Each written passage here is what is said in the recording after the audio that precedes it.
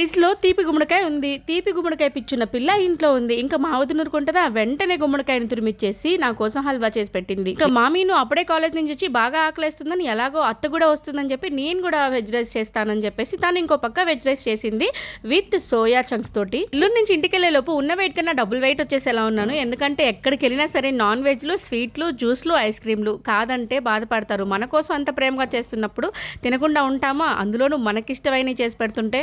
గుమ్మడికాయ అలా నేతిలో వేయించి మూత పెట్టింది మా వదిన కాసేపు మగ్గాలని చెప్పి. ఈ గ్యాప్లో మొన్న మామిడికాయ తోటకు వెళ్ళాం కదా, అక్కడ మామిడికాయలని ఊరకాయ పెట్టింది. మంచి స్మెల్ తోటి అత్తిరిపోయింది. మూత తీయగానే ఆవపిండిలో ఊరిన ఆవకాయ వాసనకి నోరు ఊరిపోయింది.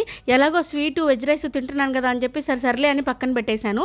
ఇంకా ఆ మగ్గిన గుమ్మడికాయలో మా వదిన కాస్త పాలు పోసి, దాంతోపాటు కొద్దిగా చక్కెర వేసి, ఆ తర్వాత కొద్దిగా కోవా వేసి, అందులోనే కొద్దిగా యాలకులు కూడా వేసేసి బాగా కలుపుతుంటే ఆ నెయ్యి వాసనకి నోరు ఊరుతుంది. చూస్తేనే టెక్స్చర్ అద్దిరిపోతుంది కదా. తిన్న వాళ్ళు ఎవరైనా సరే అద్భుత అనాల్సిందే. నాకెందుకో తీపి గుమ్మడికాయతో చేసిన రెసిపీస్ అంటే చాలా ఇష్టం.